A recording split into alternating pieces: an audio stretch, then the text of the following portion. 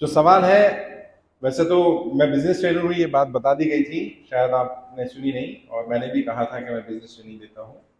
विशाल ने भी ये बात बोली थी। खैर, दो तीन बातें ऐसी बता देता हूँ जो सबके काम आए, सिर्फ बिजनेसमैन के लिए नहीं, नौकरी वाले के भी काम आए।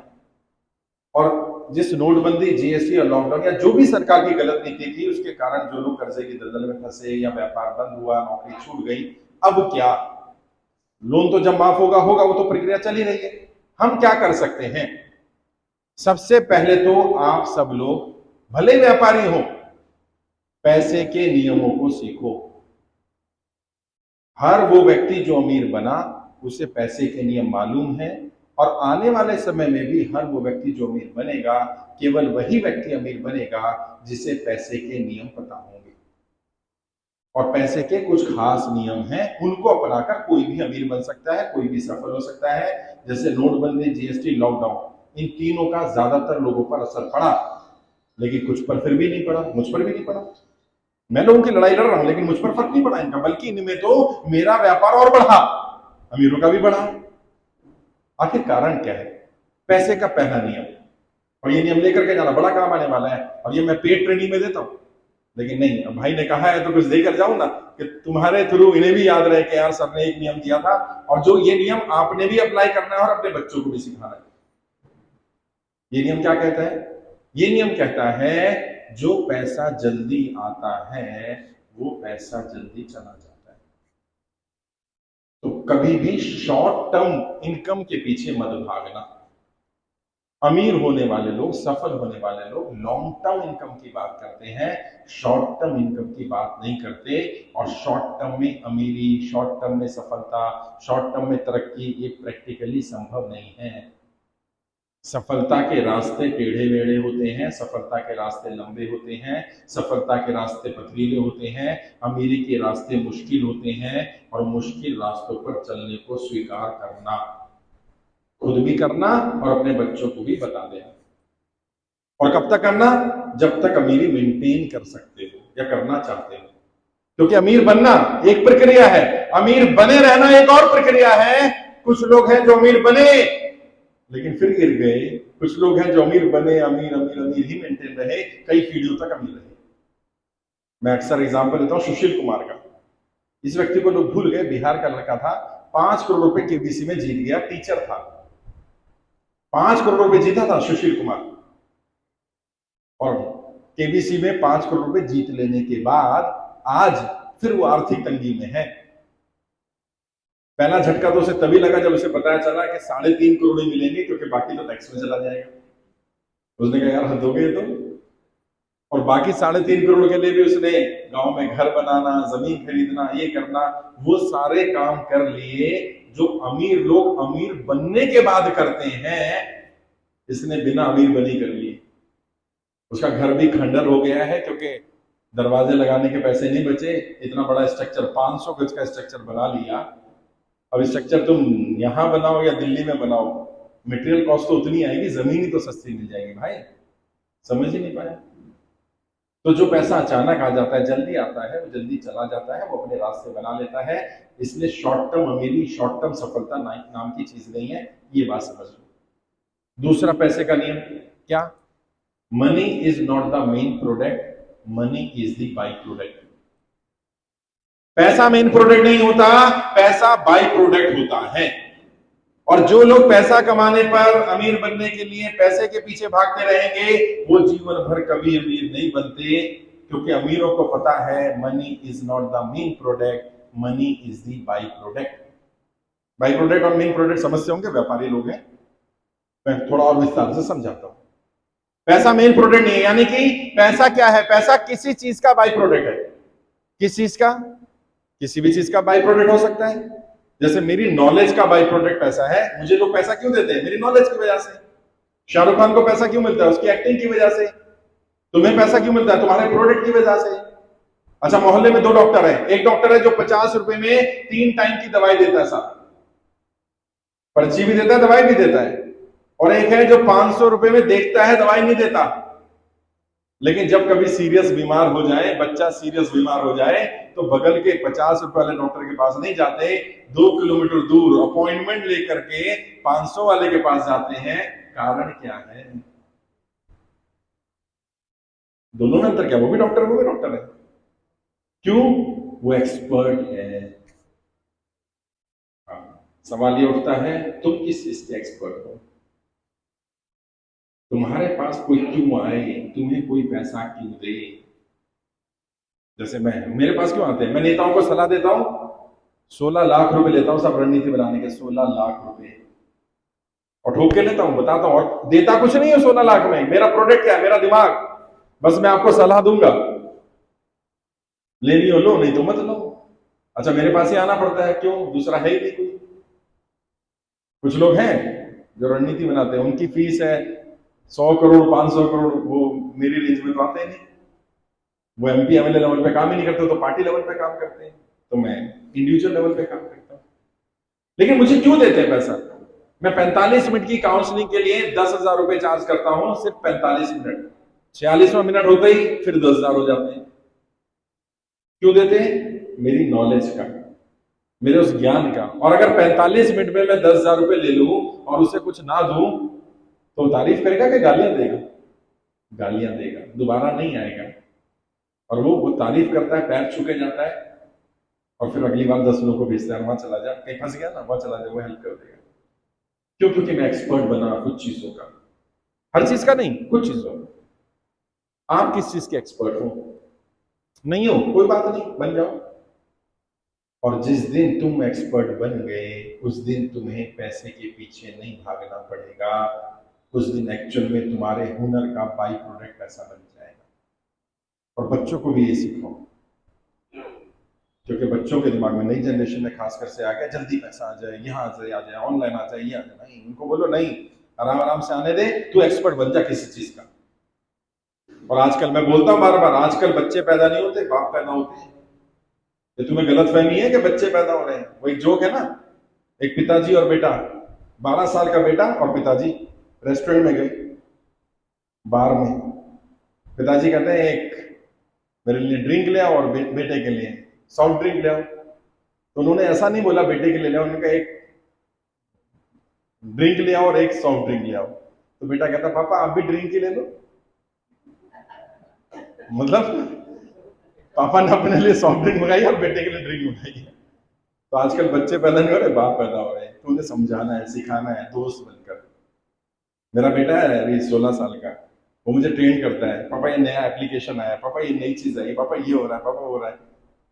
तो मुझे अपडेट करना पड़ता है, नहीं तो कल को वो मेरे ऊपर चढ़ जाएगा। मेरे पिताजी को तो आता नहीं है, और तो मैं ट्रेनर हूँ, मैं भी सीखता रहता हूँ, तो मैं भी उसे सिखाता हूँ, तो उसे लगता है हाँ मुझसे तो आगे ही है। लेकिन तुम अपने आप को भी इन नियमों को सिखाओ और अपने बच्चों को सिखाओ। पैसे का एक और नियम लेकर के जाओ, और ये वो नियम है जो बेसिक नियम है, फिक्स है। अगर बेस सही हो जाएगा तो बिल्डिंग बढ़िया बनेगी। तीसरा बेसिक नियम क्या है? लोग जब आपको खुशी खुशी पैसा देते हैं, उस पैसे में ज्यादा ग्रोथ होती है। और जब लोग मन मार कर, दुखी होकर पैसा देते हैं, तो उस पैसे में ग्रोथ नहीं होती है। तो क्या करो? आज से ही आदत डाल लो, जितना सामने वाला पैसा देगा उससे ज्यादा कुछ देने की कोशिश करूंगा। Value addition. अब आप कहोगे साहब मैं क्या वैल्यू एडिशन कर सकता हूं? आप देखो, मेरे को क्या मालूम। अच्छा, मेरे यहाँ एक मेरा स्टूडेंट था, नाई बार्बर था, कहता साहब मैं क्या दे सकता हूं? मैंने कहा तू कुछ भी सोच ना, क्या दे सकता है, मुझे क्या मालूम। उसने तय किया मेरे यहाँ जो भी कटिंग कराने, शेव कराने आएगा, 5 मिनट के लिए उसकी मालिश फ्री करूंगा। और बस इतना सा बदलाव करा, और उसके यहाँ लोग स्पेशली जाने लग गए कि यार उसके यहाँ चलते हैं, कटिंग कराएंगे, शेव भी कराएंगे, और मालिश फ्री में हो जाती है। इसको बोलते हैं वाव फैक्टर। वाव, आपके ग्राहक के मुंह से निकलना चाहिए वाव। आप ऐसा क्या दे रहे हो जो आपके ग्राहक के मुंह से निकले वाव? एड ऑन बेनिफिट्स क्या दे रहे हो? मेरा एक स्टूडेंट है, सीए है, बहुत अच्छे लेवल पर, मतलब 100 करोड़ का टर्नओवर मेंटेन करते हैं, सीए है, बड़ी फर्म चलाते हैं। कह रहे सर मैं क्या दे सकता हूँ, मेरी तो सर्विस इंडस्ट्री है, जैसे लॉयर ही है, मैं क्या दे सकता हूँ? मैंने कहा सबसे पहली बात तो 2 स्टेप डिलीवरी दे सकते हो सर्विसेज की। मैंने अपने यहाँ लिख दो मैं इनकम टैक्स रिटर्न से लेकर सारे केस आपका कोई भी केस आ जाए, इनकम टैक्स का केस आ जाए या आपका जीएसटी का केस आ जाए, सारे केस देखूंगा। आपको कहीं नहीं जाना, मेरा लड़का आएगा डॉक्यूमेंट लेने। कह रहे इससे क्या फर्क पड़ा? मैंने देखो इतना सा करके देखो, क्योंकि मुझे पता है मैं जब इनकम टैक्स रिटर्न भरता हूं मैं चाहता हूं मैं जाना ना पड़े। और उन्होंने सब कितना करा, 9 साल 10 साल से आज मेरे साथ है, और वो कहते हैं अपने आप ही 20% व्यापार बढ़ गया। हमारी यूएसपी बन गई भाई इनके यहां पर, तुझे नहीं जाना, सारी टेंशन हमारी, आप अपने यहां कर लो भाई, तुझे कहीं नहीं जाना। और हमेशा ध्यान रखना, कस्टमर भगवान होता है, वो कुछ देने आता है, लेने नहीं आता। मेरे यहाँ एक बार रमेश अग्रवाल जी आए। रमेश अग्रवाल जी शायद आपने नाम सुना हो, अग्रवाल पैकर्स एंड मूवर्स, ये तो नाम जरूर सुना होगा, उसके मालिक है रमेश अग्रवाल जी। जब आप थोड़ा लंबा हो जाएगा कोई बोर तो नहीं होगा, क्योंकि कुछ सिखाना चाह रहा था। रमेश अग्रवाल जी के बारे में थोड़ा सा बता दूं, आज 10,000 करोड़ का एम्पायर है उनका, अग्रवाल पैकर्स एंड मूवर्स का। पता है कितने रुपए से शुरू किया है? 1 रुपए से। सेना में थे, सेना से रिटायरमेंट हुई, 50,000 रुपए उस समय पर उनको पेंशन फंड के रूप में मिले। 49,999 रुपीज सैनिकों की विधवाओं के अकाउंट में डाल करके 1 रुपए लेकर आ गए थे। लेकिन उन्होंने कहा कि मेरे 1 रुपए से इतना बड़ा एम्पायर खड़ा करने का एक राज मैं बताना चाहता हूं, और वो राज आज मैं तुम्हें दे रहा हूं। उन्होंने कहा मैंने कस्टमर को हमेशा प्रायोरिटी पर रखा, और मैंने तय कर लिया अपनी कंपनी में कस्टमर भगवान है, ये कुछ देने आया है, लेने नहीं आया। एक घटना बताई उन्होंने, कहते हम लोग जब सामान शिफ्ट करते हैं तो टीवी भी शिफ्ट होता है, जब सब शिफ्ट होता है कहते हम टीवी शिफ्ट करते हैं, और हमारे यहाँ गारंटी होती है कि 1 हफ्ते में अगर कोई डैमेज हो गया तो हम इंश्योरेंस करा के रखते हैं, 1 हफ्ते में वो क्लेम ले सकता है। लगातार सामान शिफ्ट होता है, टीवी भी शिफ्ट होते हैं, और हमारा कस्टमर केयर सर्विस फोन भी करता है कस्टमर को, भाई आपका सामान सही सलामत पहुंच गया, कोई दिक्कत तो नहीं, क्योंकि इंश्योरेंस एक्सपायर हो जाएगा 7 दिन। कहते लगातार काम हो रहा था, एक कस्टमर केयर ने जब फोन करा तो एक व्यक्ति ने कहा कि मेरा टीवी खराब हो गया है, लेकिन 6 महीने बाद फोन किया उसने, कहीं से कस्टमर केयर का नंबर लेके 6 महीने बाद फोन करा कि मैंने अग्रवाल पैकर्स एंड मूवर्स से अपना सामान शिफ्ट कराया था, उसमें मेरा टीवी भी था और टीवी मेरा खराब हो गया। तो उस कस्टमर केयर ने क्या बोलना था, सर हमारी पॉलिसी होती है कितने दिन की, 7 दिन की, 7 दिन का इंश्योरेंस है, 6 महीने का थोड़े ना इंश्योरेंस है। बात खत्म हो गई। उसने कहा नहीं मैं ये नहीं कह रहा मुझे कुछ दो, मैं सिर्फ ये बताना चाहता हूं कि आपने खराब करा मेरा टीवी। अच्छा, वो अग्रवाल साहब क्या करते हैं, इतने बड़े मालिक हैं, हर हफ्ता 1 घंटे का समय अपने सबसे निचले स्तर के एम्प्लॉय कस्टमर केयर वालों से इनसे बात करते हैं, कोई खास केस कुछ है क्या, सीख लें, तभी तो पता चला कस्टमर फीडबैक क्या है। यहाँ तो 2-4 करोड़ रुपए कमा ले तो लाला जी दुकान पे बैठते भी नहीं, पता ही नहीं उनको कस्टमर खुश है दुखी है, क्योंकि एसी कैबिन बनाना जरूरी है, वो वहीं चले जाते हैं। मीटिंग कर रहे थे, उस कस्टमर केयर एग्जीक्यूटिव ने कहा सर एक अजीब सा केस आया, सनकी सा आदमी है, वो कह रहा है 6 महीने पहले आपने टीवी शिफ्ट किया, आपकी वजह से मेरा टीवी खराब हो गया, और वो कह रहा मुझे क्लेम भी नहीं चाहिए, मैं सिर्फ बताना चाहता हूं। लेकिन उन्होंने कहा मेरे दिमाग में था ना, कस्टमर भगवान होता है, भगवान कुछ देने आता है, लेने नहीं आता।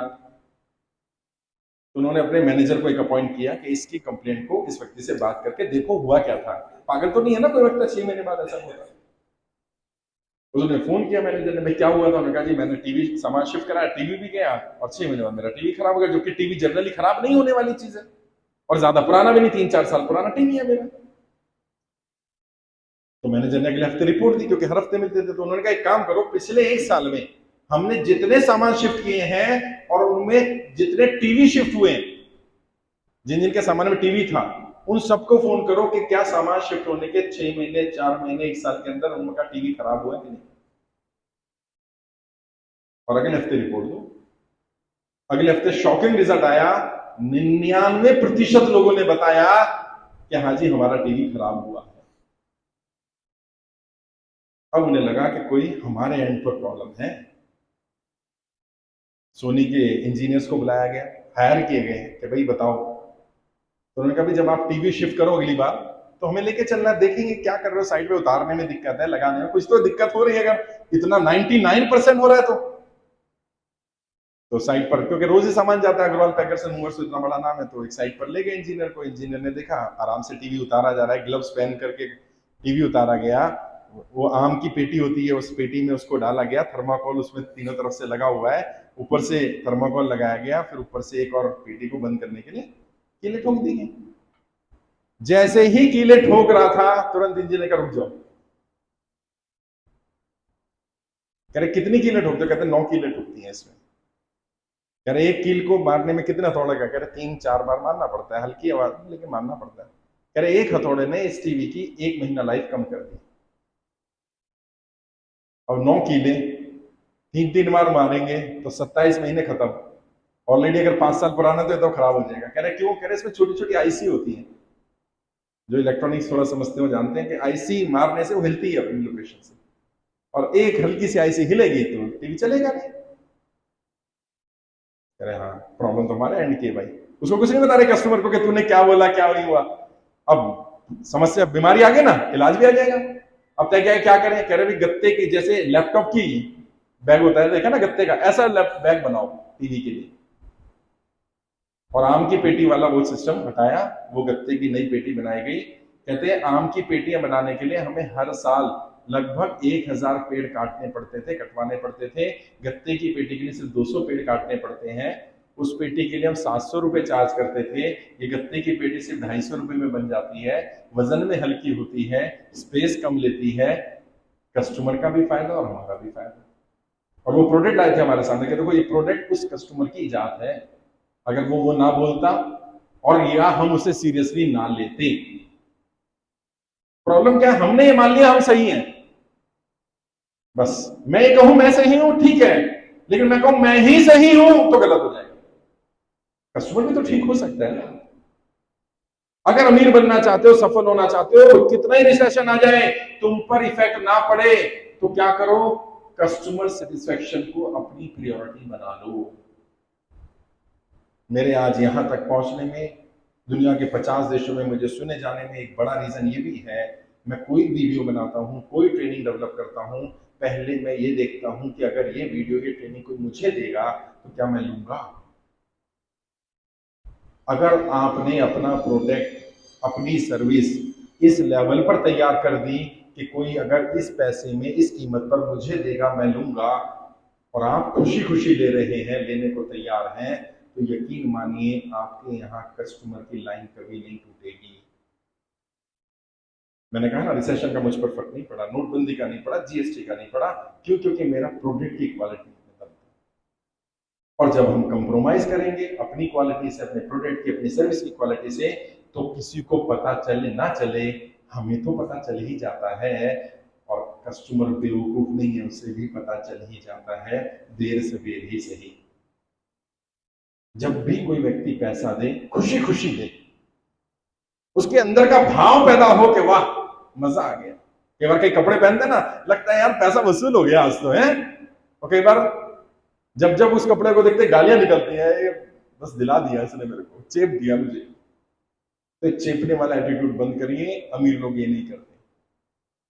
इसलिए अमीर लोग बड़े बनते हैं, ब्रांड बनते हैं, समय लगता है, 10 साल, 15 साल, 20 साल। अपने फील्ड के ब्रांड बनने की कोशिश करो। अमीरी का, पैसे का एक खास नियम है कि अमीरी एक दिन में नहीं आएगी, और अमीरी जब जाएगी, अगर अचानक आई होगी तो अचानक चली जाएगी, अगर आहिस्ता आहिस्ता आई होगी तो जाने में भी समय लेगी। बाकी बहुत सारे नियम हैं बिजनेस के, बिजनेस को ग्रो कैसे करना है, ब्रांड कैसे बनते हैं, उसके बारे में कभी बिजनेस सेशन में बात करेंगे। क्योंकि आज मैं चाहता था कि पॉलिटिकल थोड़ा सा बात की जाए, बट बात करेंगे उस पर। बहुत बहुत शुक्रिया, धन्यवाद।